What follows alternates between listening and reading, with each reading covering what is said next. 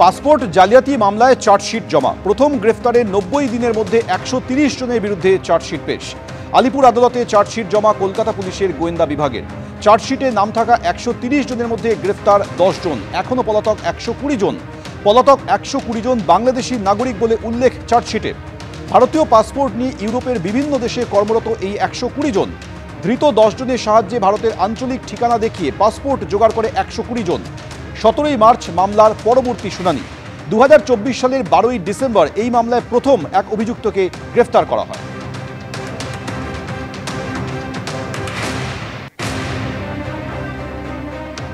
অমিত শাহ আসার আগেই কি বিজেপির নতুন রাজ্য সভাপতির নাম ঘোষণা করা হতে পারে? কারণ 25 জন নতুন জেলা সভাপতির নাম ঘোষণায় জল্পনা বাড়ছে। বিজেপির অন্দরমহলে উঠছে প্রশ্ন, রাজ্য সভাপতি পদে নির্বাচনের জন্যই কি এই 25 জনের নাম ঘোষণা হলো? চলতি মাসে পশ্চিমবঙ্গে আসছেন অমিত শাহ, তার ঠিক আগেই কি বিজেপির নতুন রাজ্য সভাপতির নাম ঘোষণা করা হতে পারে? সুকান্ত মজুমদারের পর কে হবেন রাজ্য সভাপতি? কার দিকে পাল্লা ঝুঁকে? আদি বিজেপির কাউকে কি ফের দেখা যাবে পশ্চিমবঙ্গের প্রধান হিসেবে, নাকি প্রাধান্য পাবে নব্য বিজেপির কোনো হেভিওয়েট মুখ? এই প্রশ্নগুলো উঠছে তার কারণ শুক্রবারই রাজ্য বিজেপির 25টি সাংগঠনিক জেলার জেলা সভাপতির নাম ঘোষণা করা হয়েছে। এর মধ্যে 17টি জেলার দায়িত্ব বদল করা হলেও 8 জন পুরনো পদেই বহাল রয়েছেন। এখন প্রশ্ন হলো, 43টি সাংগঠনিক জেলার মধ্যে 25টি জেলারই কেন সভাপতির নাম ঘোষণা করা হলো? বিজেপির সংবিধান অনুযায়ী রাজ্য বিজেপির সভাপতি পদে নির্বাচনের জন্য 23 জন নির্বাচিত জেলা সভাপতির প্রয়োজন, আর শুক্রবার ঘোষণা করা হয়েছে 25 জনের নাম। তাহলে কি দ্রুত রাজ্য বিজেপির সভাপতির নাম ঘোষণার জন্যই এমনটা করা হলো? কোনো নেতা আসা যাওয়ার সঙ্গে রাজ্য সভাপতি নির্বাচনের কোনো সম্পর্ক নেই, আর এই প্রশ্নের উত্তর দেওয়ার কোনো অধিকারও আমার নেই।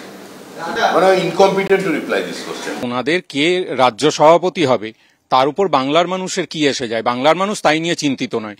বাংলার মানুষ বিজেপিকে পরিত্যাগ করেছে, সেটা 2024 লোকসভা নির্বাচনে আমরা দেখেছি, এবং 2026 বিজেপি তার প্রাসঙ্গিকতা হারাবে, রাজনৈতিক প্রাসঙ্গিকতা বাংলার মাটি থেকে হারাবে। সুতরাং রাজ্য সভাপতি কে হবেন না হবেন সেটা তাদের নিজস্ব ব্যাপার। তবে সবচেয়ে বড় প্রশ্ন হলো, রাজ্য বিজেপির নতুন সভাপতি কে হবেন? তার কারণ যাকেই এই গুরু দায়িত্ব দেওয়া হবে তার হাতেই থাকবে 2026 নির্বাচন পরিচালনার রাশ। অর্থাৎ যিনি রাজ্য সভাপতি হবেন, বিধানসভা ভোটে প্রার্থী নির্বাচনে তার মতামত কিংবা তার অনুগামী যে বাড়তি গুরুত্ব পাবে সে বিষয়ে কোনো সন্দেহ নেই। তৃণমূল অনেক বেশি তৃণমূল স্তরে আছে, যেটা বিজেপি নেই।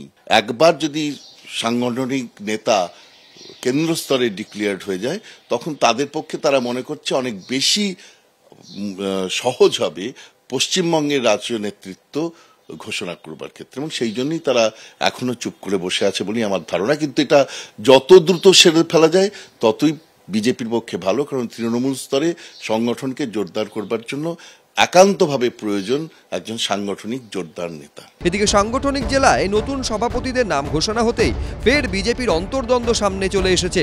একদিকে যখন জলপাইগুড়িতে আলোচনা না করে জেলা সভাপতি নির্বাচন নিয়ে ক্ষোভ উগরে দিলেন দলেরই একাংশের নেতারা, তখন উত্তর 24 পরগনায় একেবারে অবস্থান বিক্ষোভ করল দলের একাংশ। বসিরহাট সাংগঠনিক জেলায় তাপস ঘোষকে সরিয়ে সুকল্যাণ বৈদ্যকে সভাপতি করা হয়েছে, যা মেনে নিতে না পেরে কর্মীদের একাংশকে নিয়ে অবস্থান বিক্ষোভে বসলেন দীপক সরকার নামে এক বিক্ষুব্ধ নেতা। পশ্চিমবাংলার ভিতরে বিজেপির পদ্মফুল এখানে ফুটিয়েছিল। সেই বসিরহাট জেলার দুর্ভাগ্য, সন্দেশখালীর আন্দোলন, মহিলাদের আন্দোলন সারা ভারতবর্ষের দৃষ্টি আকর্ষণ করেছিল।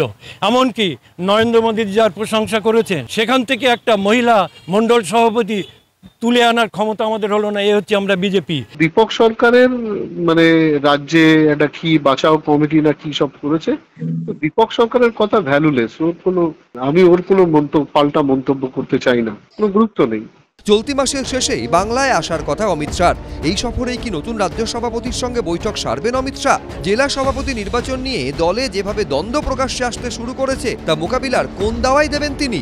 শিবাশিস মৌলিক, ঐশী মুখোপাধ্যায়, সমীরণ পাল, এবিপি আনন্দ।